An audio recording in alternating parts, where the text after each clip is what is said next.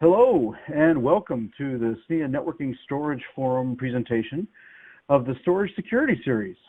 This presentation is going to go a little bit deeper into the world of key management, which helps administrators and end users effectively use cryptography to protect information.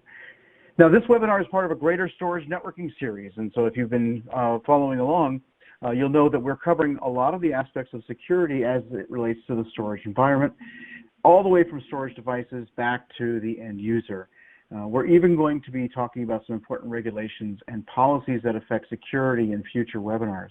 So we're really excited to be able to share this information with you as part of a whole holistic series. My name is Jay Metz, and I'm going to be your host and moderator for the webinar.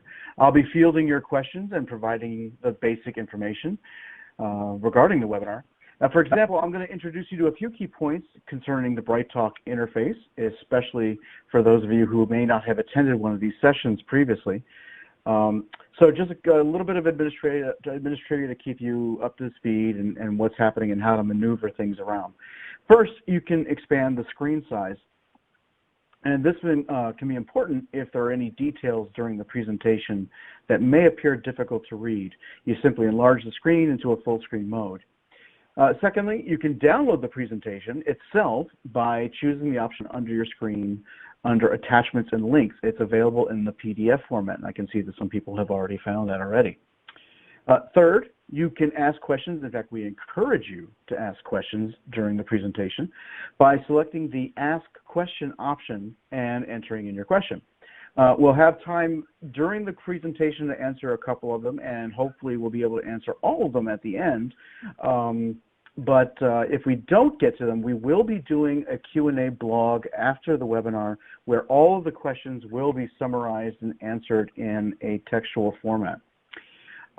Finally, and most importantly, you can rate the presentation. This is really important to us as it gives us a solid indication of whether or not we're delivering the right quality of content.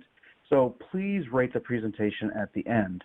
A score of 1 means that you would probably have rather been gouging your eyes out with grapefruit spoons. And a score of 5 means that it was absolutely perfect and angelic, and we're obviously going to aim for sainthood with the presentations. So, having said all that, please allow me to introduce today's speaker, Judy Furlong, a distinguished engineer for Dell Technologies and a previous contributor to our Storage Security Series. And I'm really thrilled that she's here to provide us with some really good information about key management. Hi, Judy. Hi, Jay. Obviously you can see that we're going to have a good time. There's a lot of information here that we're really enjoying. We're going to enjoy. So before we get started, I do need to do a couple quick adverts for SNIA. After all, we are putting on the presentation as SNIA. SNIA is a worldwide organization that's involved in the creation and administration and education of all things storage. So we do so specifically using a vendor-neutral status to develop industry-wide standards for which, we enlist the help of many subject matter experts, and we include the membership community, and then we provide marketing and promotional programs to aid the adoption. So we do cover quite a bit of storage technologies. We provide a really extensive range of educational materials on storage technology, and we're looking to help the industry and the storage user community better understand the implementation and deployment challenges and generally remove a lot of the confusion that's regarding some of the storage that's happening in the marketplace and in the administration of different storage technologies. So our educational materials may take different forms. Webcasts like this, webinars like this are one. We see podcasts, we've got videos, we've got many industry events, both virtual and in real life on these different technology subjects. If you do have a problem downloading the PDF file, we will double check and make sure that it is working properly. If you continue to have problems, please feel free to send a message in the questions and we'll try to get it sorted.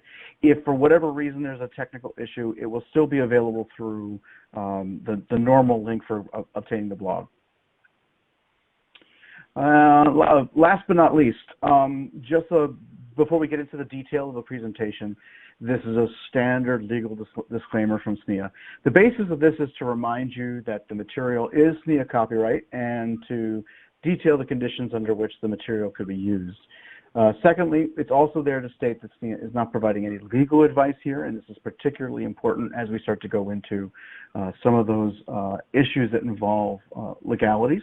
It's not providing any warranties, expressed or implied, in the content of this presentation. So you will have to use the materials at your own risk. So, having said all that, it's time for me to bow out of the spotlight and get to the good stuff. So, Judy, how about we hand it over to you so that you can explain what you're going to be talking about? Excellent. Thank you, Jay. So, I much appreciate this opportunity to speak with you today around key management. It's certainly been an area that I have been involved with some way, somehow throughout my career. So what I'd like to cover and what we'll go through today is essentially, first off, why is key management so important to us? Give you an idea around the key life cycle and introduce you to a number of the concepts and terms. As well as talk about some of the differences that we see in handling and managing symmetric versus asymmetric keys.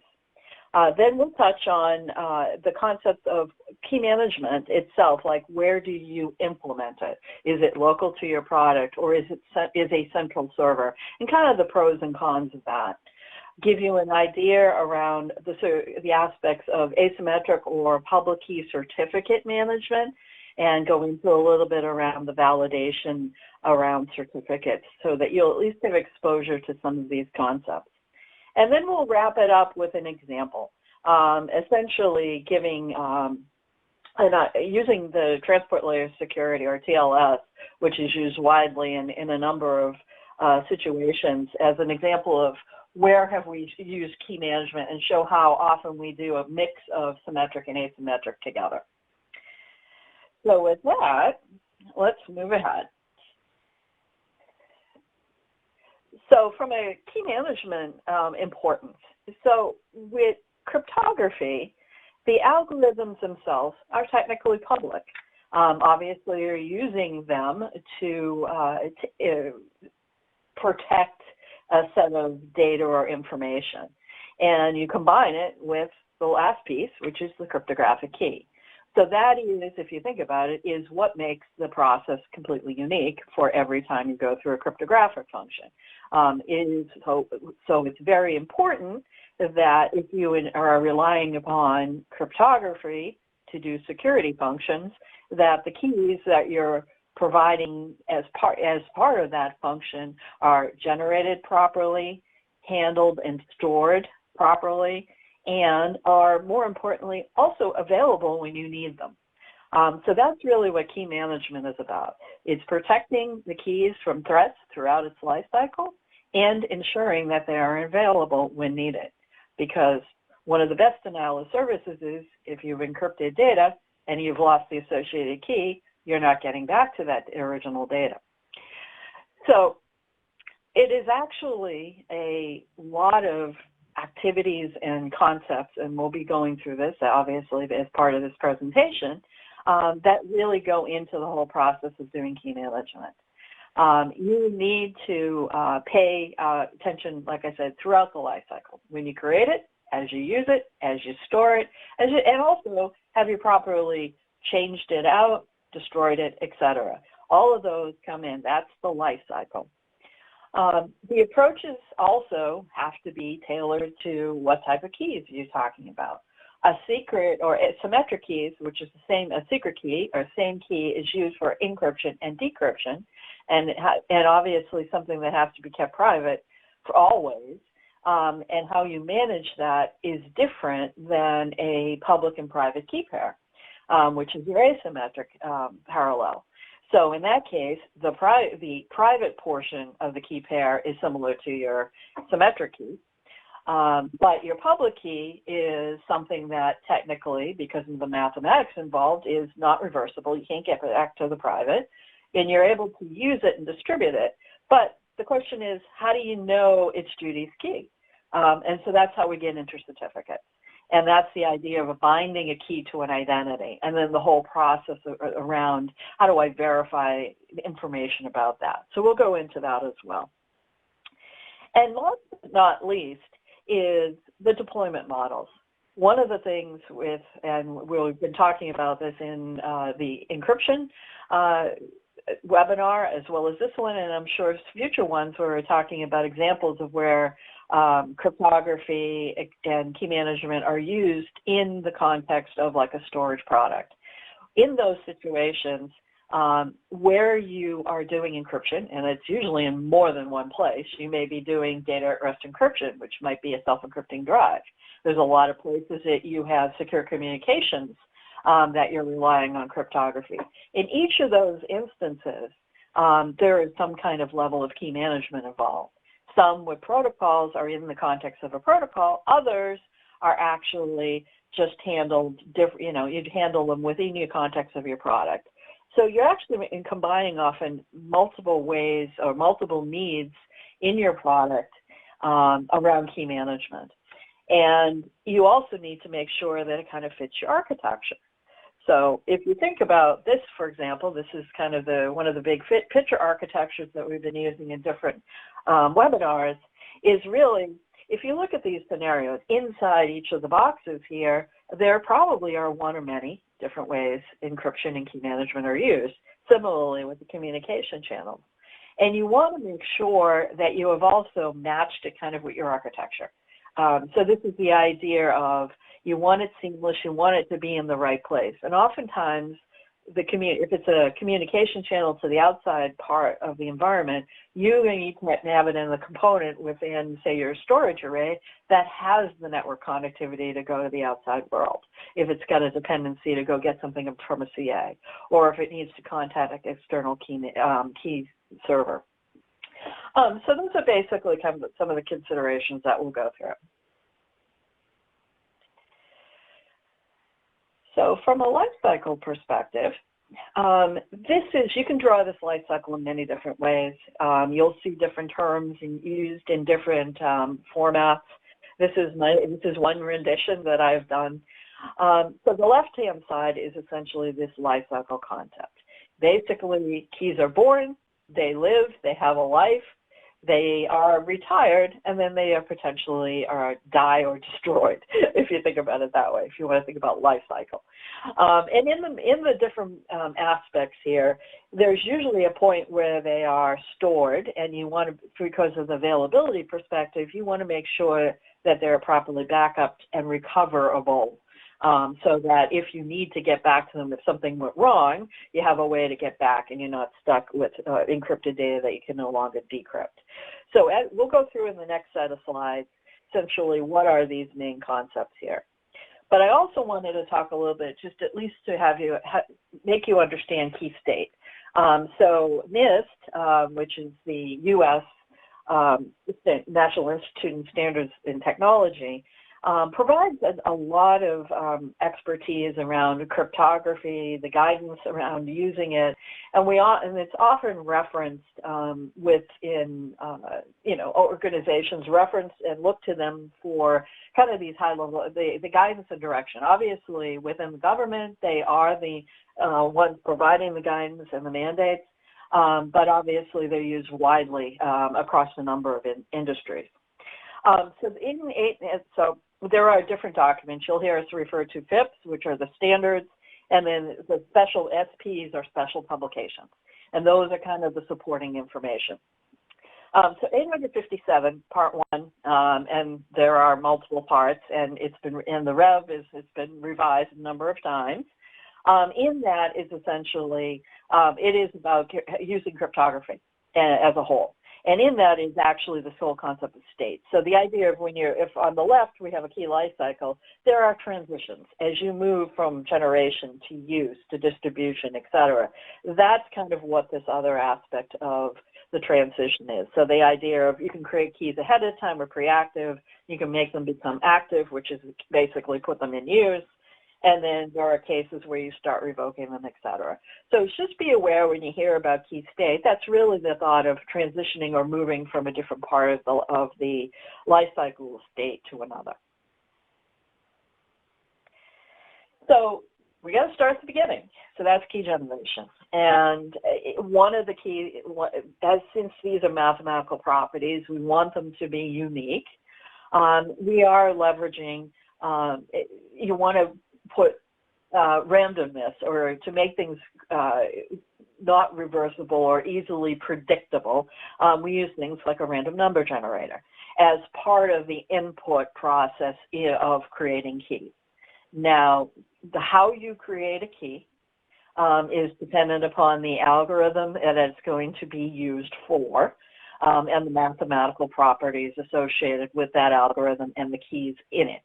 And obviously, those guidance and that you will find in either the definitions or so when we talked about NIST, a number of the FIPS standards are where you will find the details of an algorithm like AES. And related to that, we'll tell you how to generate proper AES keys. So those are kind of the cases of how we do that. But they all are depending on random number generation, and obviously it's probably pseudo-random number generation because of the pure randomness of how you get there. Where you generate it is important as well. Part of this is a little bit tied to what is the key, what is it going to be used for, and where is the most logical place to generate it. Because a lot of times keys are generated in context of when they're going to get used. So it could be in software, it could be in hardware. However, there are also other additional considerations. So one of the things for sale of anything that's cryptographically based for use in, say, the U.S. government is a requirement that cryptography, it's certainly the user-facing functionality that's cryptographic based, is leveraging a validated cryptographic module. And the process or the requirements for that validated module is defined in FIPS 140. So those are basically, when we're saying where location is important, this is what your consideration is. You'll also hear in reference concepts of security strength. And that's basically is a situation of the amount of work is needed to break an algorithm or a system is really what it's the definition of. And how strong your keys are based on what algorithm we're speaking about, the key sizes associated with that algorithm, the generation process and how good that random number generator was, and then basically how the keys are handled and managed, et cetera. So there is if you're protecting a certain level or size of data, then obviously you want to match a key size and the strength to be ensuring that it's equal or greater to what you're protecting. And there's over time, and there are recommendations also from NIST, also in 57 Part 1, 857 Part 1, is essentially this recommendation of key strength. So presently recommendation is 128 bits. What that bits translates, and that's why I kind of go to this document, that varies to different things. So if you're looking at RSA, that's a 3K size key or bigger. So there's different, based on the algorithm choices, what you're going to need or look at. So that's kind of where you're looking at key strength, and that's what it's referring to. So like I said, type of algorithm, et cetera, keys can be generated just, from as part of a process and then immediately it put into use. There are other times when we talk about, you create a key and you distribute it. Sometimes there's other ways of making two parties determine the same key or arrive at the same key. And those are kind of some of the concepts around key agreement and key derivation. So key agreement is really two or more people are parties, and they don't have to be humans, that basically can come to an agreement on what a cryptographic key will be. So they do this by sharing a set of information with each other. And the intent with the way these algorithms work is no one party in the process is able to figure out a key without having the contribution from the other parties in the activity. So the popular one here is the Diffie-Hellman algorithm is a good example of this. And so this is basically the idea of agreeing with it. Now, derivation derivation, sometimes these key agreement situations really are just exchanging secret data so that both sides have the same information, or maybe a pre-shared key or something of that nature. It's a process of kind of getting things to two sides. The actual process of converting it into, say, the necessary, say, AES key you needed may be the next step, and that next step is called derivation. And sometimes in the popular ways, and these are, you're going to love these acronyms are basically, so KD-KDF is essentially key-based key derivation function, and PB-KDF is essentially a password-based key derivation function. So based on what you started with, there's a way to kind of turn that into a necessary key. So those are basically some other terms, and I know some questions that came out of the encryption webinar. We wanted to cover some other things. So one was basically key splitting. So normally, like I said, single key, you use it for a certain function. But there are some other things you can do where you can mathematically split a key or split a master key that's used to protect another. And these are basically what the splitting algorithms do is basically they break things up into key shares. And a set of those shares, M of n, need to be brought back together to reconstitute the key. So the idea is usually, it's M of n. So it's 5 of 7, say.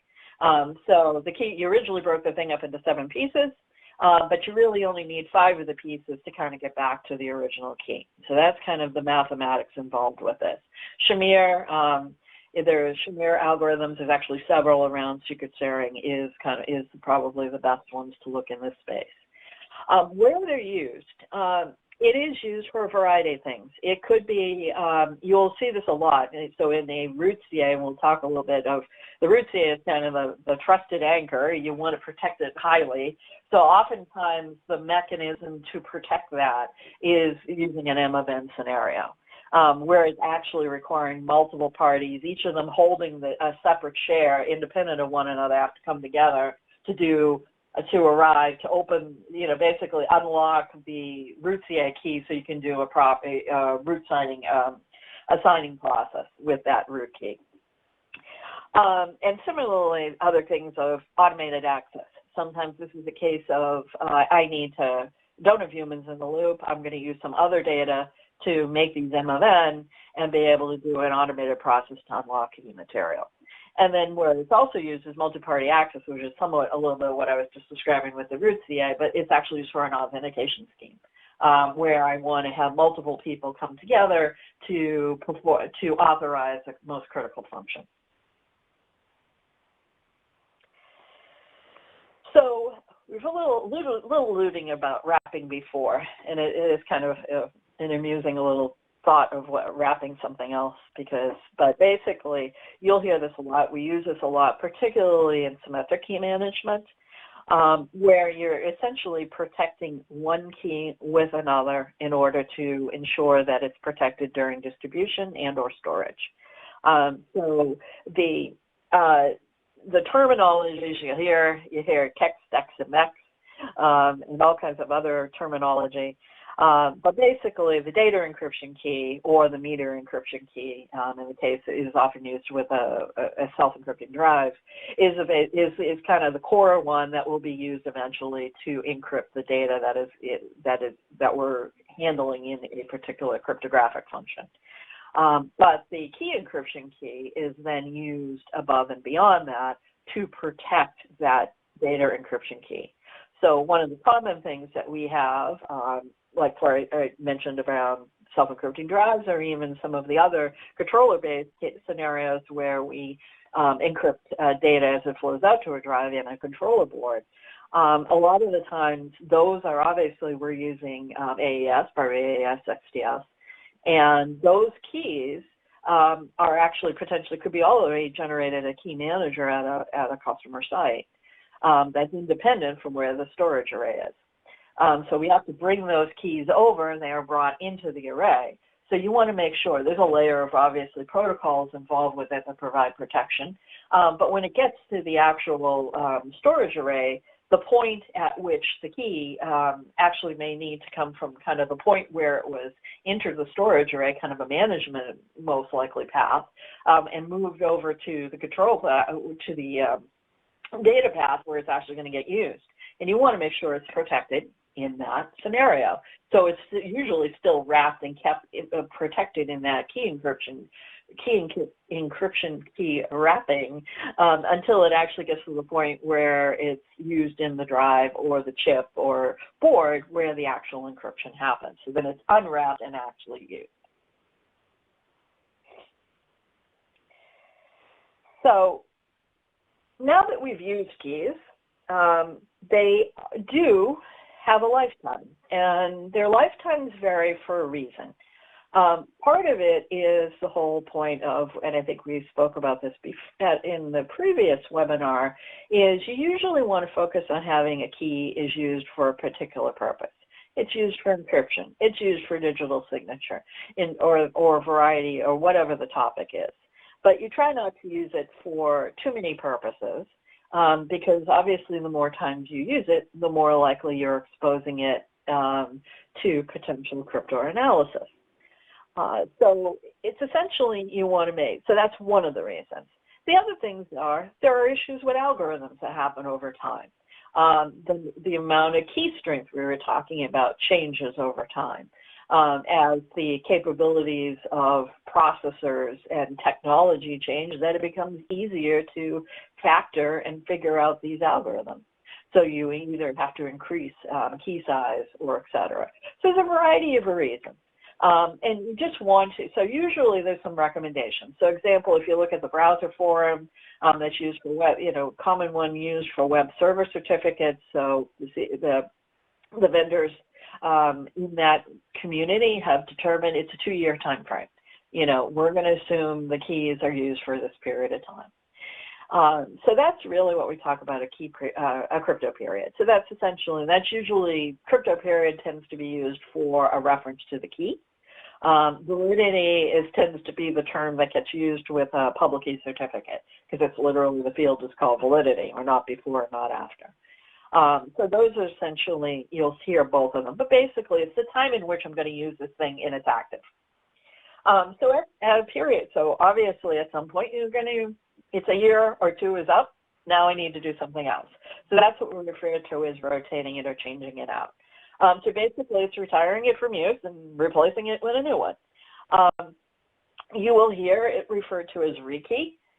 Which is obviously kind of logical because you are creating a new key and replacing it. There is some interesting ones.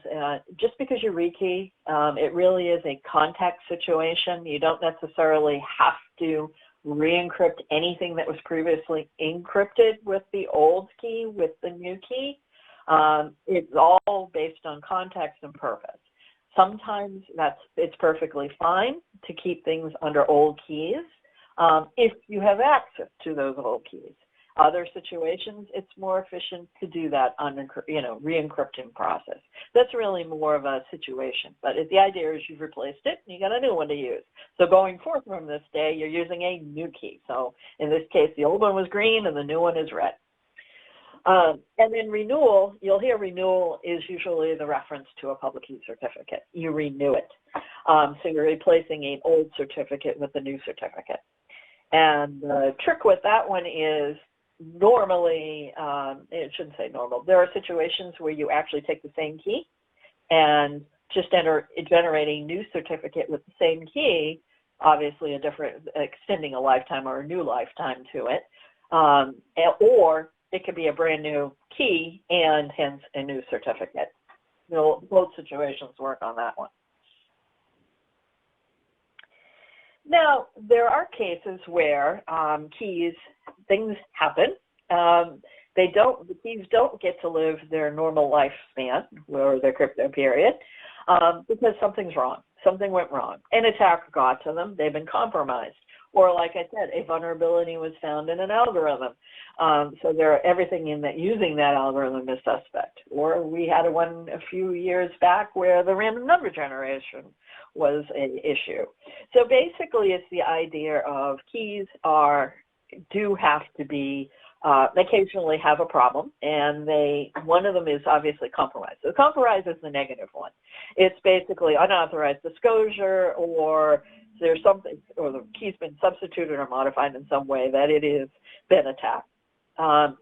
There is other cases where, in the revocation and suspension terms, often get used in more, like I said, more in a certificate or public key case, but basically revocation. So compromise is a type of revocation. It's a reason for revocation, but there could be other situations. So a great example on a public key certificate is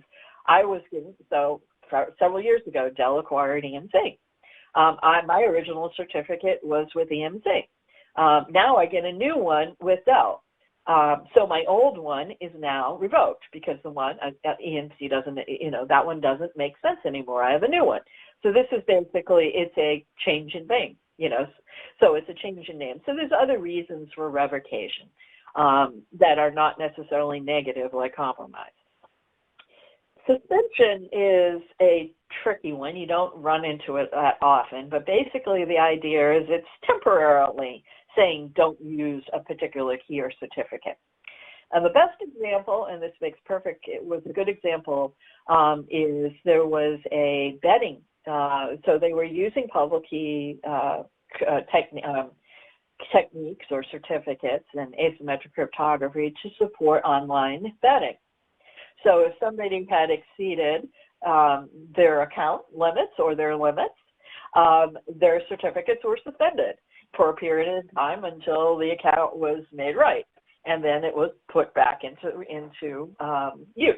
So basically, that's kind of what the suspension is about.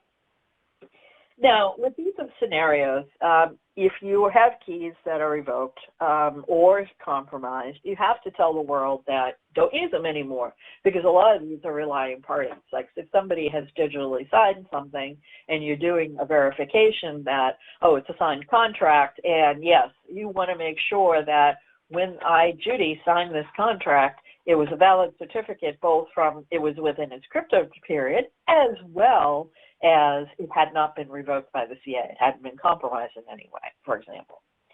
So the way you do that is these concept of, in a certificate, is referred to as the certificate revocation list. A CA will issue these and have a list of basically the ones not to use. In symmetric cryptography, you'll sometimes hear something like a compromised key list. It's often a blacklist of here's the list of the key IDs of the ones not to use. Once in a blue moon, you might see a white list, which is the opposite.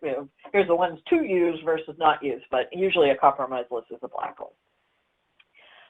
There is a concept with public key techniques when you're using certificates. It's something called OCSP responder, or potentially something also called a validation authority. But basically, OCSP is a protocol. It's a IETF protocol, online certificate status protocol. And instead of processing this CRL, which has its issues, and we'll talk a little bit more of that later, you could actually just query a server and say, hey, can you tell me whether the state of the certificate, is it active, is it revoked, or I just don't know. So those are basically what OCSP is. So just so kind of the context of where this is used. Well, we do have quite a few questions on that section, if you'd like to take a quick pause. Sure.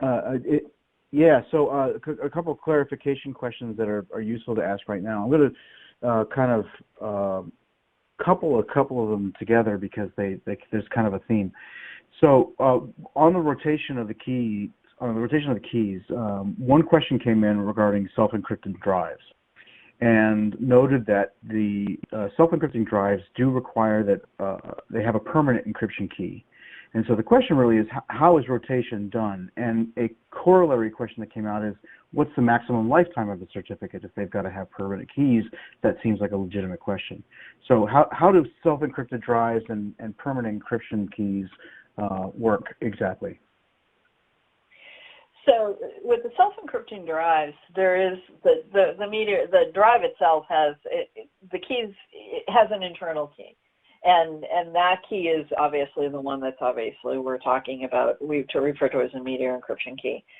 Rotation, there is an authentication, often referred to as an authentication key that's used to basically unlock the drive and make this encryption key available and make the drive itself available for encryption. I believe it depends on the drive type. I believe there is some capabilities to actually change out that authentication key. And so you'd be rotating a potentially the way to unlock the drive without actually changing the internal drive itself, because usually the only way to change out the drive key itself or the media encryption key is to actually erase and start over again, which was obviously not usually desirable to destroy the material. Sure. Yeah, that does lead itself to that second question about the maximum lifetime of the certificate. Yeah, so the maximum lifetime of a certificate, there technically is not. I mean, it's usually, it really is. It depends. I hate to say this, but it's one of those depend cases, because are you talking a trusted CA certificate, which is a root CA, which is used for a long period of time? They may be, upwards of, 3 to 5 year time frame, versus the one where I mentioned earlier, where a server certificate, which is, we're talking 1 or 2 years. So it's kind of more of the ones that get used more often, which is like a browser or a server certificate, for example, will be a shorter time frame because they're used more often, the 1 to 2 year frame. A CA certificate, where you're only signing, certificates, or even a trusted CA, which is only signing other CA certificates, that doesn't do a lot of, and it has to be kept around for longer, is going to have a longer lifetime. There are cases, and I have seen it, people do create crazy things like 30-year certificates, but they're usually self-signed certificates anyway, and that's because they don't really want to deal with management at all. Understandable. We do have other questions, but I'm going to hold those off because they tend to go into some more implementation and math-related questions. So I'll hold those off if we have time at the end. So thanks for taking the break to answer the questions on rotations. Great. So just a little bit about local and centralized. So it's a case of a lot of times when you create an encryption functionality, you usually want to have the key management available with that functionality. So sometimes it's a case of, in some senses we say, our products need to be self-sufficient. In other cases, there are a lot of we have customers that wish our products to integrate with an infrastructure they may already have. So that's when I refer to as local versus central. So local is kind of concentric to either the application or product that is using the application. So the key management function is part of that product. So you have a key repository. It's part of it. It's kind of located with the solution. Any kind of handling of backup and recovery of that key repository is basically the responsibility of the solution itself or the product. Administration, it's basically a function, or maybe it's within the UI of that product. It's really intended to support a function, a product's use of cryptography is probably a good way of thinking of it. And the number of keys managed are not usually a very large number. You're usually only dealing with 1 or 2 policies, where policies is, think of a policy in the scenario is, what's the key used for? So is it the one for the self-encrypted drives, for example, or is it my communication channel, or is it both? Or, there's kind of a limited set of things here. Centralization, this is where there's usually an investment. You see this a lot with certain verticals, finance, government, et cetera. They have made investments in either having external key management servers, we'll refer to key servers for symmetric, They may have a public key infrastructure to support any kind of public and private key scenarios. So those are basically, they're intended to support a variety of encryption-capable applications.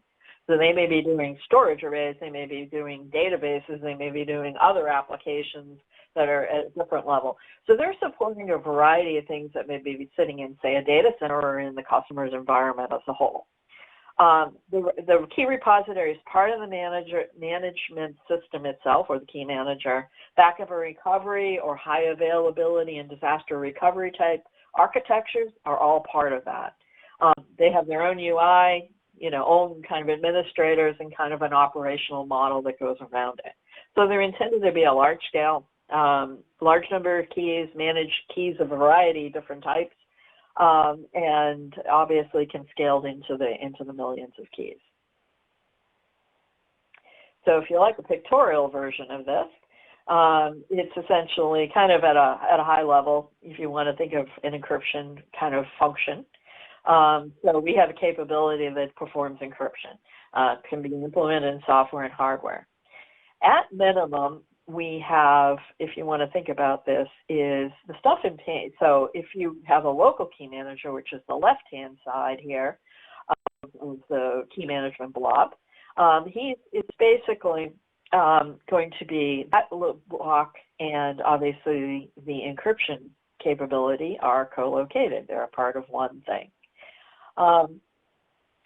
The actual key cache so the local key manager will have a local repository and have the key available. Now, if you're doing central key management, the alternative here is there's some kind of client that allows you to speak to an external server. So in a symmetric scenario, one of the popular ones is OASIS, Key Management and Interoperability Protocol. So that's a common way for a variety of encryption-capable products and applications to speak to key managers from a variety of different vendors. And so the idea of, a common way of doing this, and you implement this one protocol, you're able to support a variety of vendors. There are still some proprietary ways to speak to external servers, so those still exist.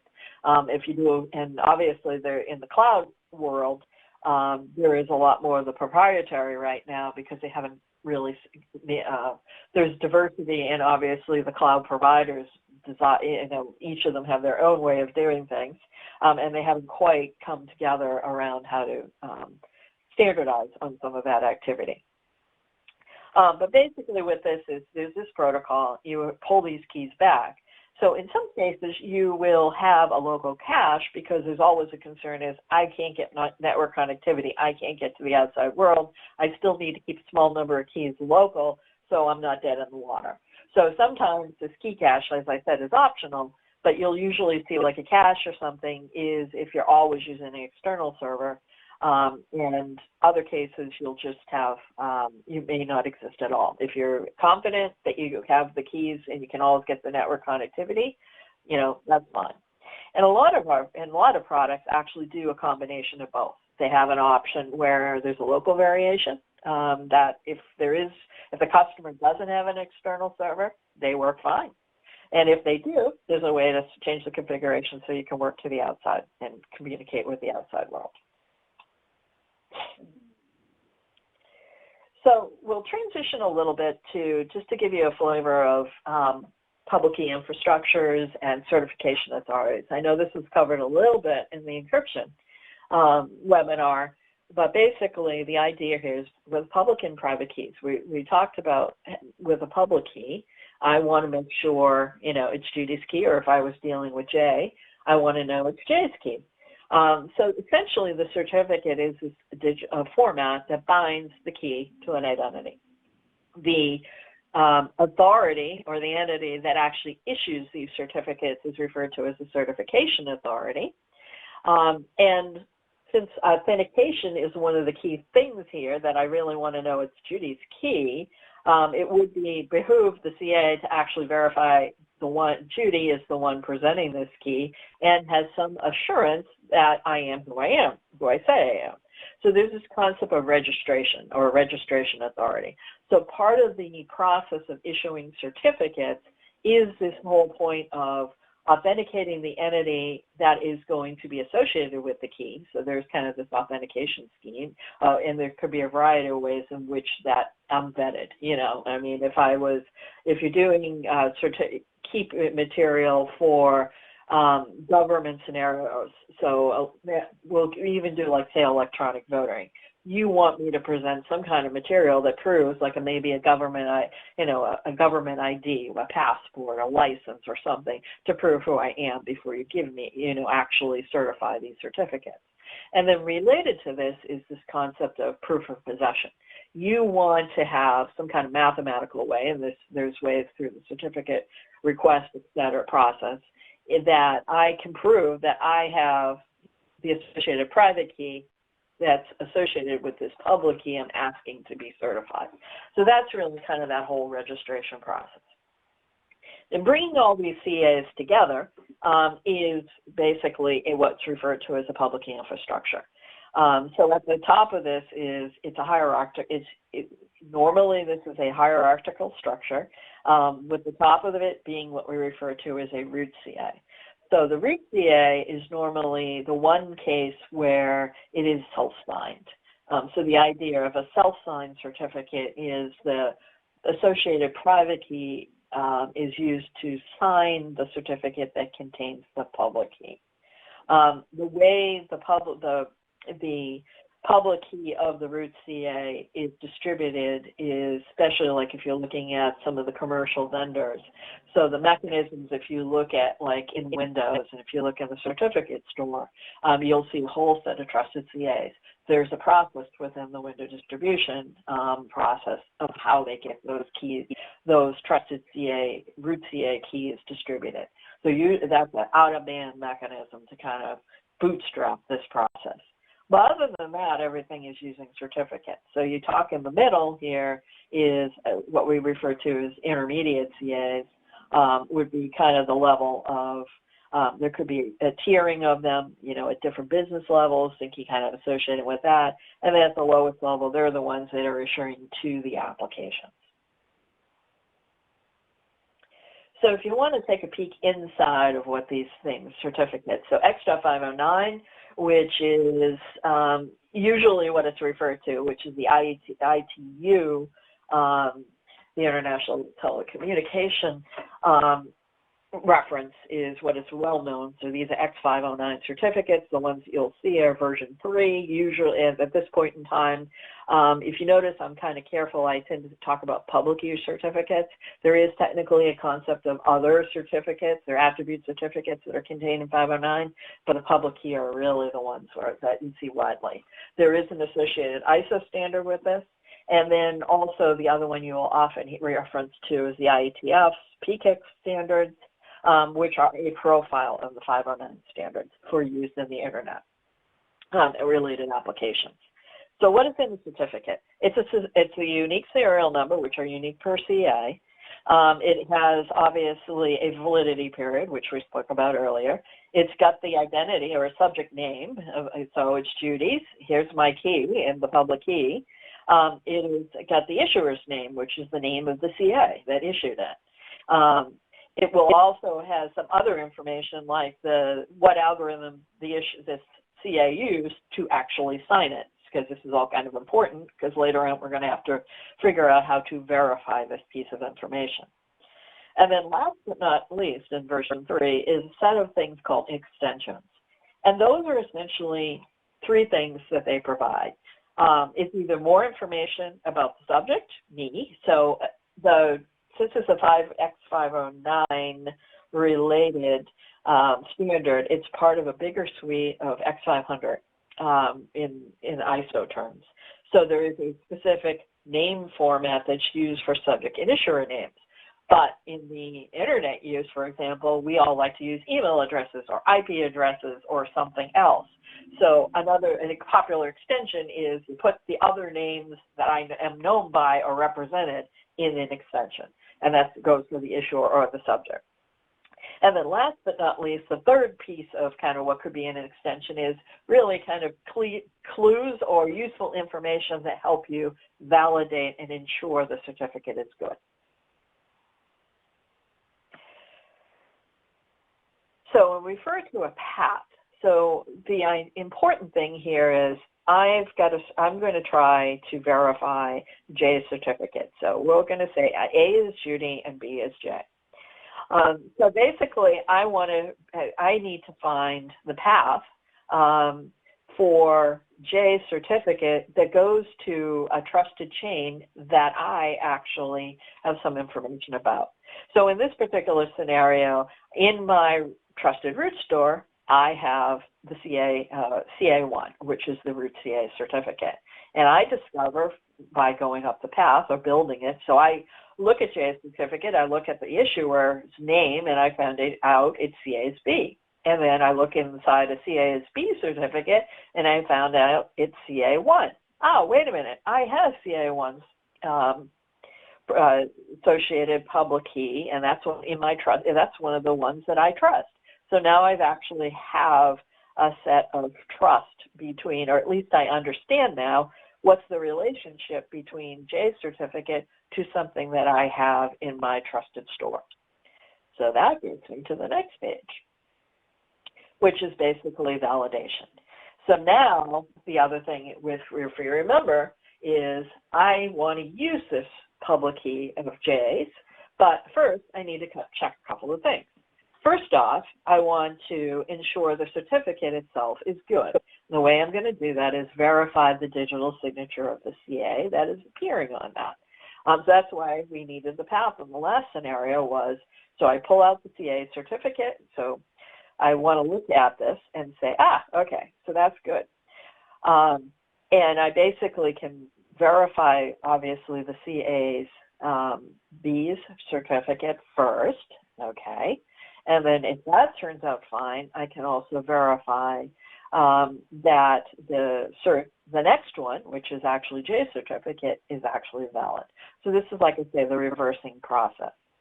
The other part of the validation check is the certificate still in its validity period? So obviously, the first step you hear is, okay, if you have the certificate, and any one of these in the chain are outside of it, you stop. You know, obviously it's invalid. Now, there are scenarios with digital signatures that are historical. So think of a contract signed many years in the past where you're actually, it may be dealing with things are not valid at this present time, but they were valid when they were signed. But generally, most of our usage is current date, current time. That's one of the key things. The other part is you want to make sure it's not been revoked. So what do you do here? You actually check it up against a CRL. So those CRLs are issued. So you want to pull out the root has got his certificate. You want to make sure that CAB isn't on it and vice versa. CAB's CRL didn't have J's certificate on it. And these, so just to make it more fun, these CRLs are also digitally signed, so you had to go through that the signature checking process as well, similar to you did on the certificate. So it can be a little bit process-oriented. This is the same diagram, only with an OCSP responder, same thing on the certificates, et cetera, but you're actually just making a query to find out is the certificate valid or not, instead of doing all the processing of a CRL.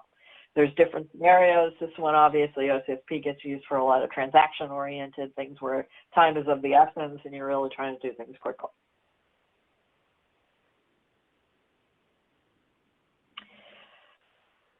So we wanted to wrap up with essentially give you a flavor of how is this all brought together. So probably the best example, and I do want to clarify on CLS, this is not a full, this is basically, I have combined and simplified some of the handshake process, but to make a point. But basically at a high level, a client, popular say browser to server, or a client is basically makes a connection to the server. And in my scenario here, I have assumed mutually authenticated TLS. So this means the client and the server both have public key certificates that have been issued to them. So you get the green for the client and the red for the server. And they will use those certificates to authenticate to each other as part of this handshake process. I'm also going to make an assumption here that they're RSA certificates. just for the sake of it makes it an easier discussion. There are other choices we can make, but for that purposes of this activity. So the client makes connection to the server. The client and the server, so basically client sends over information to the server and says hello. The client and server first negotiate basically what is the set of cipher suite, which is really what algorithms do we both support, and we obviously negotiate to the best and the strongest of that combination. So they have to agree on kind of what algorithms, et cetera, are going to use. So in this case, the algorithm for signing for certificates is going to be RSA. Hashing will be something else, and and symmetric will say is AES. So the server, once we've agreed on cipher suites, the server basically will send his certificate over to the client. The client will do that verification process of the server certificate that we showed on the slide one past. If that all works fine, the client will send his certificate over to the server, as well along with a pre-master secret. So remember when we were talking about we need a way to get pre-shared information between two parties, when we were talking about key agreement or key derivation. So that's basically now that pre-master secret's gone over. So the server now does the process of verifying the signature of and the certificate path of that client certificate, assuming it's good. Now he can basically, now both sides have a secret. They can use that. And now they are actually using a derivation method to agree upon the AES key that is actually eventually used in number 8 to actually encrypt the session. So we have, like I said, here's a case of you've got your asymmetric key material and public and private key, the public certificates used for authenticating client and server and all the validation that goes with it and all the infrastructure that was behind, like the PKI that was behind it, to support it. Then you have, like I said, sharing or exchanging information for pre-sharing between these entities, and then using that to derive the actual encryption key that's used to protect the channel. So that was kind of just to kind of bring it together. There's many, many other examples we could use. But with that, and giving time, we will just kind of give some parting thoughts. So obviously, keys are what needs to be, what makes cryptographic functions unique. The key management is all about protecting keys from threats and ensuring they're available when needed. We have different approaches, obviously based on the types of key material that you're managing and how you manage them, and the process and rules related to them vary. But you do need to make sure that whatever you're doing is you have integrated it with the deployment model and the architecture of your products. And the availability, for example, is important because you got to understand, is it as the application's responsibility or an external's responsibility to always have that key available for me? And how am I going to get to it when I need it? And then we want to make sure that, and I think we showed that with the TLS, is there are a number of cases where encryption and key management and multiple cases are all incorporated in the same product. So with that, I'll turn it over to Jay for a few more points. Yeah, thank you. Unfortunately, we've gotten a lot of questions that we're just not going to be able to get to on the webinar itself. However, and this is the good news of the whole thing, we will be getting to them in probably greater detail than we could have talked about here on the webinar. So we will be introducing a Q&A blog with all of the questions that were asked. I apologize for not being able to get to all of them, especially some of the ones that came in during the last section. But we will be getting to them in a blog, and you'll be able to refer back to them in written form. I would like to direct your attention in the meantime to the remainder of the storage security series, and you can see from the slide that's on the screen right now that we've gotten a number of them under our belts. collectively already, including the basics about understanding storage security and where threats are coming from and what they are. How do you protect the data that's at rest, which obviously involves a lot of the material that we've been talking about today, including some encryption basics as well. And we've got a number of them coming down the road as well that involve applied cryptography. How do you deal with the data in transit? How do you secure the protocol? What are the regulations, and what's the difference between a guideline and a requirement? And then we're also going to be talking about hardening the system as an overall system. These are all future webinars that we're going to be talking to. So I hope that you'll be able to join us for those. I would like to remind you, please rate the webcast. Please provide us with some feedback. It's very useful to understand exactly where the strengths are and how we can possibly cater better to your needs. Obviously, we would love to be able to spend hours and hours answering your questions, but it's not always possible. The copy of the slides are available in the attachments and links download, as well as in the SNIA Educational Library. And please check out the SNIA NSF blog for our Q&A session. And last but not least, please do feel free to follow us on Twitter for announcements of these and other webinars that are related to storage and storage networking. So having said that, that is the end of it. We're at the top of our allotted time. I really want to thank Judy for taking the time to put together a phenomenal webinar on key management, and we will be getting to your questions in the future. Thank you so much, Judy, and thank you all for joining us today. Thank you, Jay.